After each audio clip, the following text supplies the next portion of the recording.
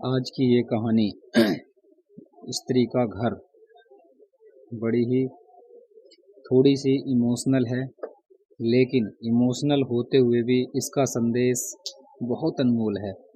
आपकी आंखें थोड़ी नम करने के साथ साथ आपके दिलो दिमाग पर यह कहानी छाप छोड़ जाएगी, इसलिए इसे एक बार पूरी जरूर सुने। लता, तुम्हें कितनी बार बताया है मेरे तैयार होने से पहले मेरा नाश्ता तैयार हो जाना चाहिए। शादी के 25 सालों बाद भी मुझे क्यों बार बार एक ही बात बतानी पड़ती है। लता, तुम्हें क्या है, तुम तो आराम से घर पर रहोगी, मुझे काम पर जाना पड़ता है।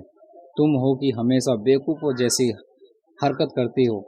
अगर तुम यह जानबूझकर करती हो तो याद रखना, मुझसे बुरा कोई नहीं होगा।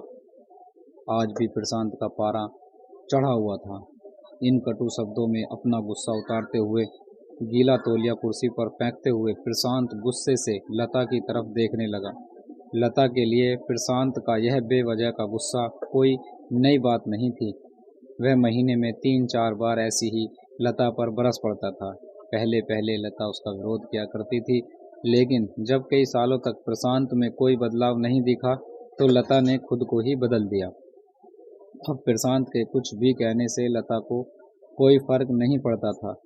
प्रशांत की हर बात को चुपचाप सिर नीचे झुकाए सुन लेती थी। शादी के पहले 5 साल तक लता ने पूरी कोशिश की थी कि प्रशांत को बदला जाए, लेकिन फालतू का गुस्सा करना और बाद में लता को भला बुरा कहना, यह मानो जैसे उसकी आदत बन गई थी।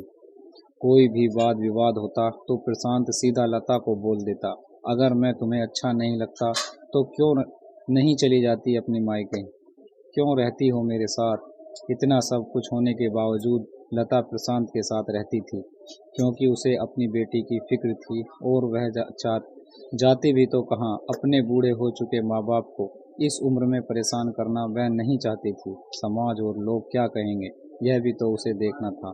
वह इतनी पढ़ी लिखी भी तो नहीं थी कि खुद जाकर कोई नौकरी कर सके और अपना और अपनी बेटी का पालन पोषण कर सके।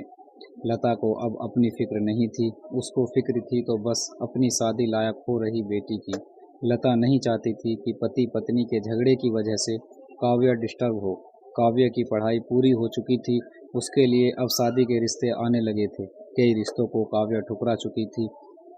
2-3 महीनों बाद एक अच्छा रिश्ता आया। रिश्तेदारों और पहचान के लोगों ने भी लड़के के बहुत गुणगान किए। प्रशांत एक शाम अपनी बेटी के पास बैठकर उसे बताने लगा, काव्या बहुत अच्छा लड़का है, पढ़ा लिखा है, बड़ा घर है, बहुत अच्छी नौकरी है। ऐसे रिश्ते बार बार नहीं आते बेटा, इस बार मना मत करना।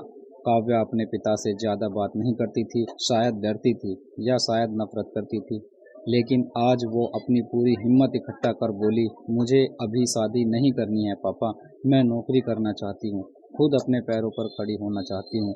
प्रशांत बोला, हाँ तो उसमें क्या बड़ी बात है, मैंने लड़के से बात की है, वह तुम्हें किसी बात के लिए नहीं रोकेगा। तुम शादी के बाद भी नौकरी कर सकती हो, वह तुम्हें नौकरी करने के लिए परमिशन दे देगा। काव्या ने पूछा, मेरा नौकरी करना या ना करना उसकी परमिशन पर क्यों डिपेंड होगा पापा, मैं कह रहा हूँ ना, तुम्हें किसी भी चीज़ की कमी नहीं होगी वहाँ। ऐसे रिश्ते बार बार नहीं आते, इसे ठुकरा मत, बहुत खुश रहोगी तुम वहाँ। काव्या ने तंज कसते हुए कहा, पापा क्या मैं उतनी ही खुश रहूँगी जितनी मम्मी इस घर में खुश है। प्रशांत गुस्से से आंखें बड़ी करते हुए बोला, आज तुम्हारी जबान बहुत ज़्यादा नहीं चल रही। पापा मुझे शादी ही नहीं करनी है, क्योंकि शादी के बाद अगर वह लड़का आपके जैसा निकला तो मैं क्या करूँगी। मुझे आपके जैसा जीवन साथी नहीं चाहिए, जो बिना बात के मुझ पर हमेशा चिल्लाए। मुझे कुछ भी अपनी पसंद लेना हो तो 10 बार सोचना पड़े, कहीं वह नाराज़ न हो जाए। मेरी तबीयत कैसी भी हो उसे परवाह न हो, रोटी छोटी मोटी बन जाए तो घर पर सर पर उठा ले, उसकी चेक बुक ना मिले तो भी मेरा ही दोष निकाले और हर छोटी मोटी बात पर मुझे मायके जाने के लिए कहे। काव्या ने अपना दिल खाली करते हुए पापा से सब कह दिया। प्रशांत का गुस्सा 7वें आसमान पर था, लेकिन उसके मुंह से एक भी शब्द नहीं फूट रहा था। वह काव्या की बातें सुन रहा था। काव्या उतना ही बोलकर चुप नहीं हुई। आज पहली बार वह अपने पापा के सामने इतना कुछ बोल रही थी।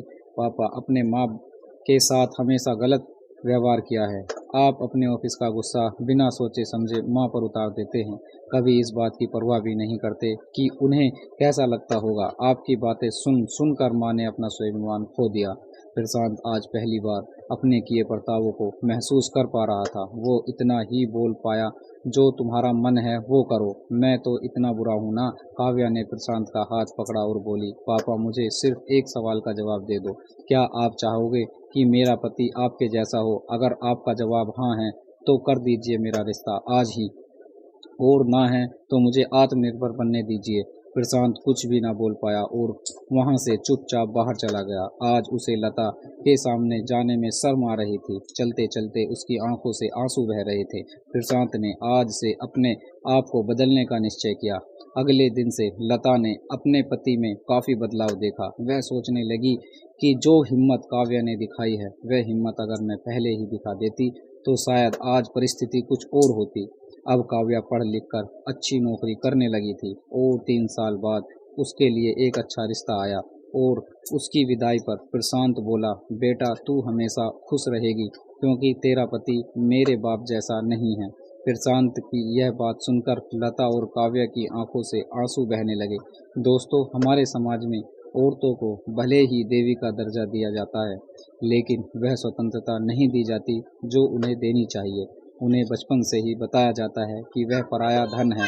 स्कूल से आने में देर हो जाए तो पिटाई मिलती है, मोबाइल पर बातें करते हुए दिख जाए या खिड़की से झांकते हुए दिख जाए तो शक किया जाता है। माँ बाप का घर तुम्हारा नहीं, पति का घर ही तुम्हारा घर है। जीवन भर यह बातें बता बताकर उन्हें ससुराल भेज दिया जाता है और एक दिन किसी छोटे मोटे झगड़े में ससुराल वालों से उन्हें सुनना पड़ता है कि इस घर को छोड़ दो और मायके चली जाओ। अब आप ही बताओ दोस्तों, ऐसी स्त्रियों का घर, सच्चा घर कौन सा? आखिरकार वह किस घर को अपना कहें? हमेशा की तरह पूरी कहानी सुनने के लिए आपको धन्यवाद।